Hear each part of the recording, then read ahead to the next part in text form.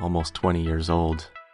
And perhaps there's a subtext working for a tech like this, which would maybe read something like, simple problems with overly complicated solutions. But you know, I love it. Old school stuff like this is awesome. It's so fun to work in tech like this. Something elegant about making games in these older BSP-based editors. Sometimes creating the simplest things in these old engines is just so involved and so complicated, it's awesome. Yeah, I just fucking love it. This intro here was conceived pretty much to set the mood and set the tone for the game. I wanted to give the player the slightest semblance of a background story, or perhaps lack thereof, before we throw them right into the prison cell. And I think there's something nice about starting the game off kind of mellow and on an even keel. And also really it was just a good opportunity to flex my muscles on scripting in this engine.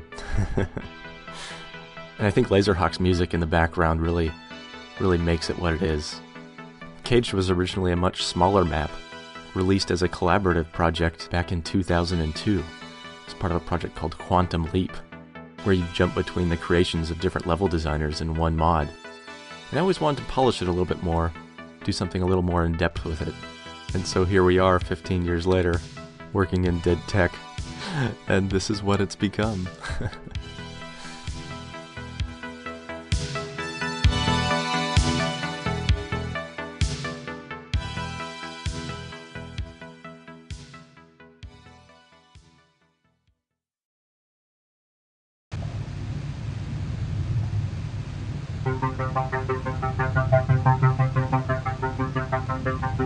Will we ever make it out of here? I'm not certain. No! I don't want to die!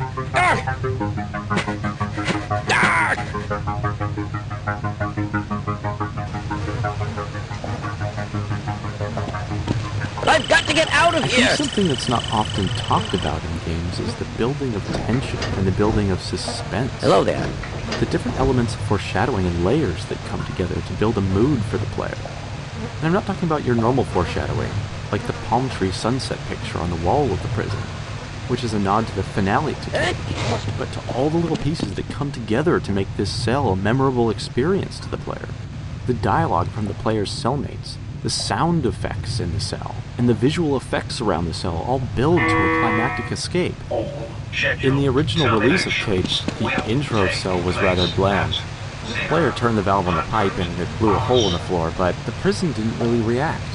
It didn't come to life, it didn't engage the player, and it certainly didn't care that the player was escaping.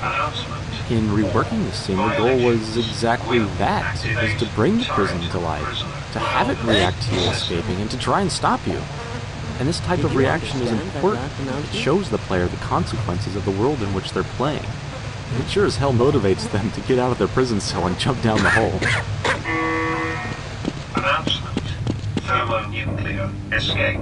Countermeasures may result in complementary vaporization.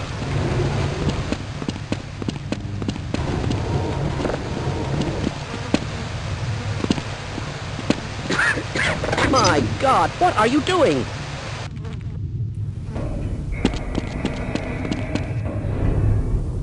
I certainly hope you know what you're doing.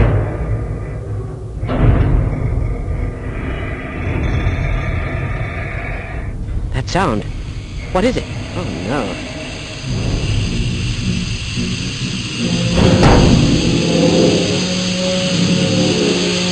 Oh dear! Well, I seem to be serious.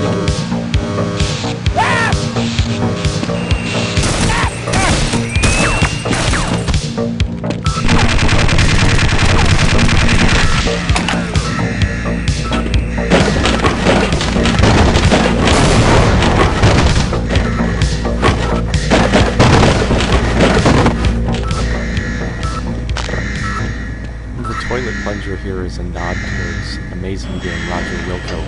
One of the things I always liked about Roger Wilco was that he referred to himself as a sanitation engineer, which is just a nice way of calling yourself a janitor.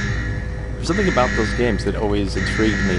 I don't know, maybe it's because it was that kind of brutal era of games where the slightest mistake at some critical moment would cost you the game. Leisure Suit Larry's from the same era. I mean, that game could almost be even worse. I mean, one of the first things you do in that game is you're plopped in front of a bar, and there's a street in front of you, and you try and walk in the street, and bam, game over. Why would you walk in the street? A car hits you and runs you down. All those games were trial and error. Everything was out to kill you, ruin your fun. I don't know, it's a guilty pleasure, I guess.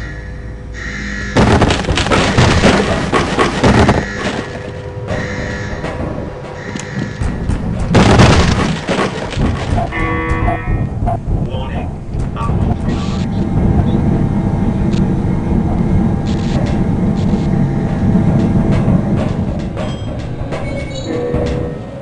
Attention. Escape. Classification. Report to subsection E3.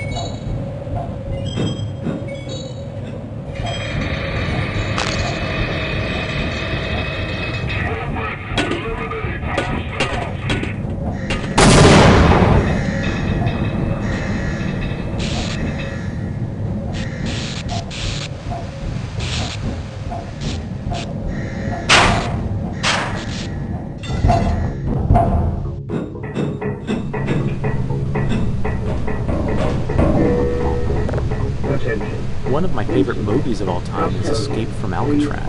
And one of the best scenes in that movie is when they finally escape. They break out of the back of the prison cells, and they're climbing up the pipe and ductwork between the different prison blocks, going up to the roof, escaping. But you can see that they're in this space where they really shouldn't be. They need to be quiet. It's claustrophobic. Things are unfamiliar. It's not a livable space. You know, and as you're watching this, you're not sure what's going to happen. Are they going to get caught? Is the prison guard's going to come out and catch them in the act? It's suspenseful and it's exciting. And I think that's a really interesting position to put the player in. Put them someplace where they're not sure if they should be there. What are they supposed to do? Are they doing the right thing? Is somebody going to come out and shoot them in the face? I don't know. They don't know. And I think that type of suspense is what makes games interesting and keeps the action going and keeps the fun going. I mean, if I'm in a game and I'm not sure what's going to happen next, heck, I'll take that. I'd love to play a game like that.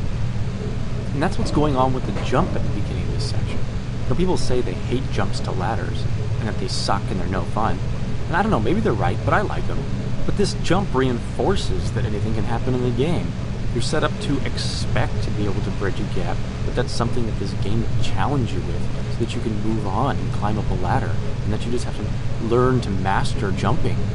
But then in the next section, you break the damn pipe you're standing on and throw you down in a pit full of leeches. How's that for meeting your expectation?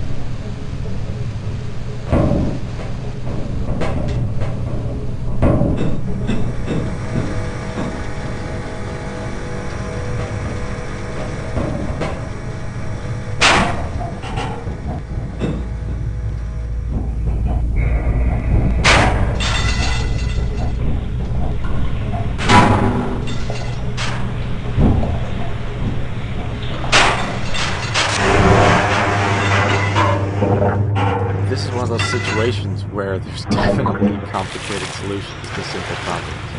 At least in a modern game engine, this puzzle would be pretty simple to set up with some physics. But Half-Life 1 doesn't have any physics. Gold Source doesn't support that. At least to the respect that this puzzle tries to fake. So here, it's just a big smoke and mirrors show, trying to fake that with a bunch of crazy entity work. So the two boxes that are trapped at the bottom are just two trains. They move on a predetermined track. Now the funny part about how this grate works in releasing the boxes, the behind the scenes hidden in the wall is a laser beam. And this laser beam is shooting into a brick. On the other side of the brick is a target. And as you turn the little handle, the brick starts to move. When the brick is able to move just far enough, the laser beam passes and hits the target on the other side. The laser beam does damage when it hits that target. It causes an event to fire, tilting the box from moving float upward. Now, all of this is possible because there's a special entity that allows the movement of a piece of geometry to be tied in to relationship to a turning handle. And it lets this block move in conjunction with it. And so simply by adjusting the relationship of that laser beam target to this moving block, time it so that an event will fire at the moment that block moves in the way at a very specific time. And in this case, causing the buoyant boxes being trains tied to these tracks and then fire to move. Now disregarding the complicated scripting to get those boxes to fit on the